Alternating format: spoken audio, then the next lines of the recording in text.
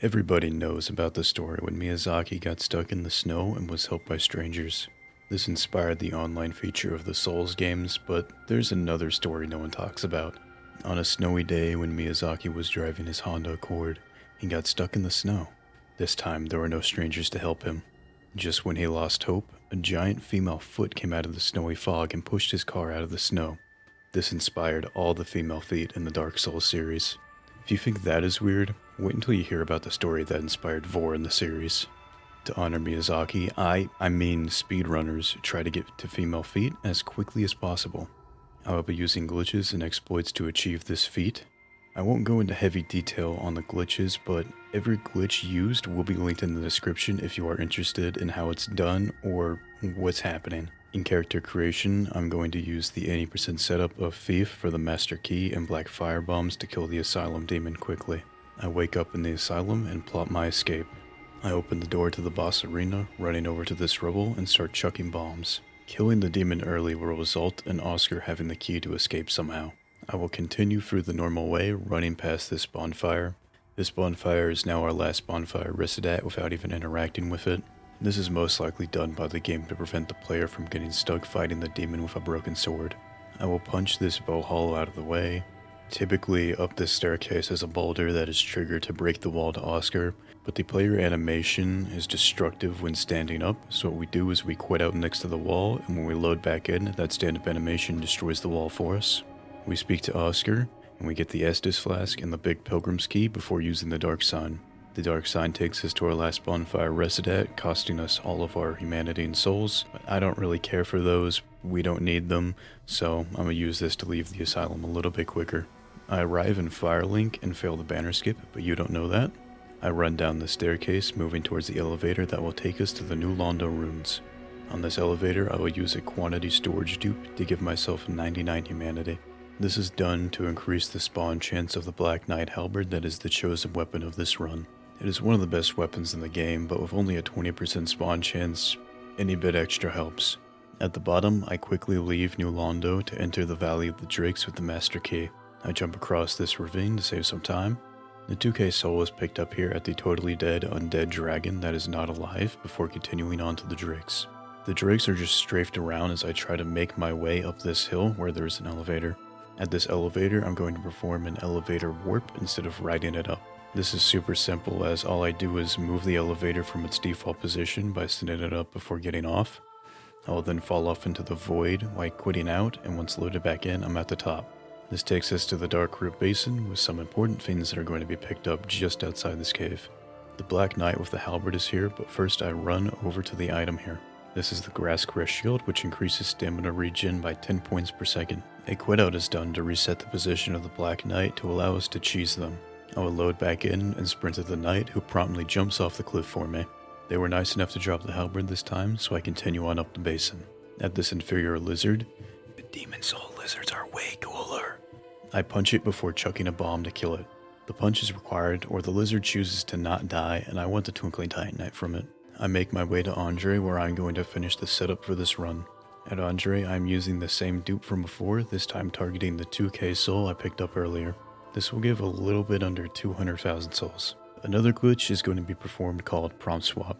I prompt swap, allowing us to buy a lawn sword with a quantity select. I buy one lawn sword with a quantity of 9. I will then go to buy another lawn sword, walking out of range of the menu to save the quantity stored, which is -8.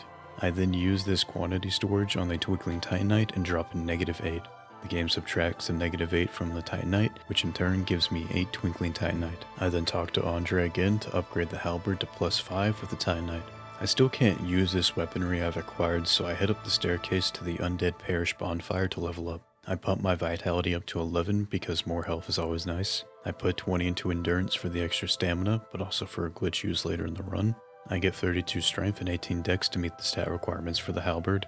I get up from the bonfire and make my way towards the church where the gargoyles are located.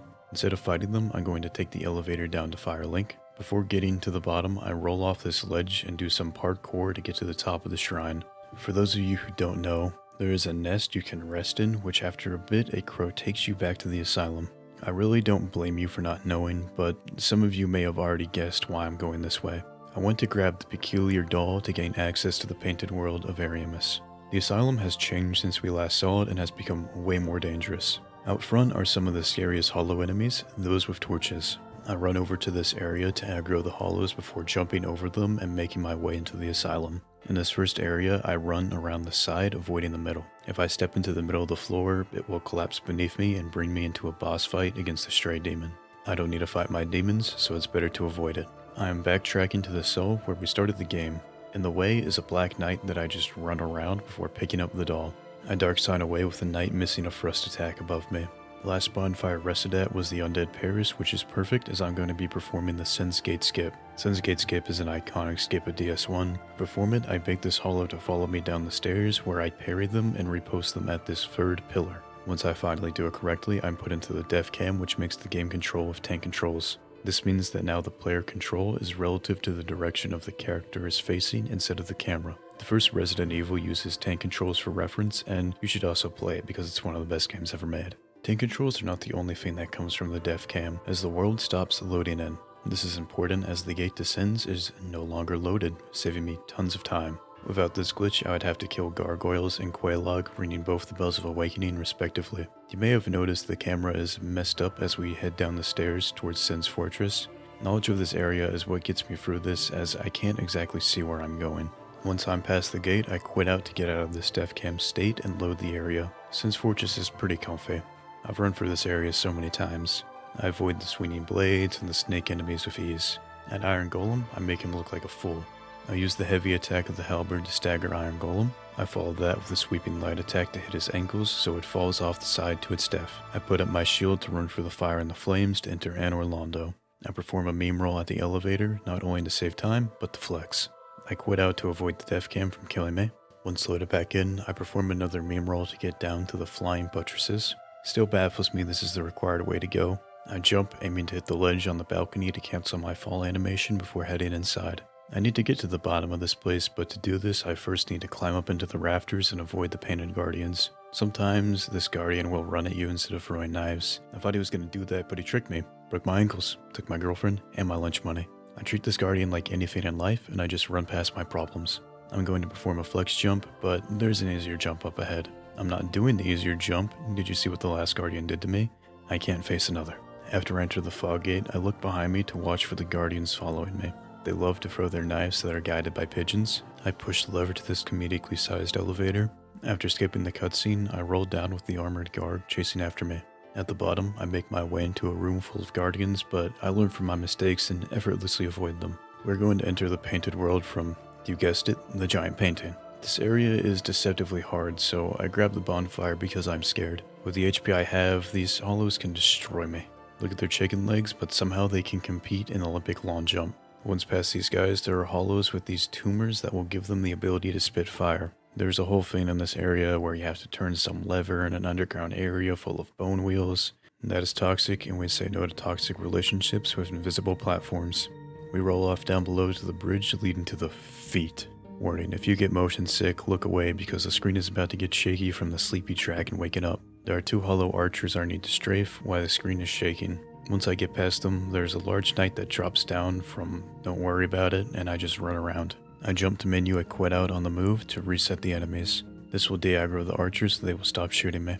The motion sickness is now over as I enter the home stretch. As I enter the fog gate, I equip some binoculars, but where did I get them? Don't worry about it. This is how speedrunners, there are others who speedrun to Brazil in under 16 minutes. Now that I'm looking at her feet, I'm realizing something. Furry, big feet, hard to find. She is Bigfoot. If you enjoyed this video, liking and subscribing is always appreciated. Thank you for wasting your time with me.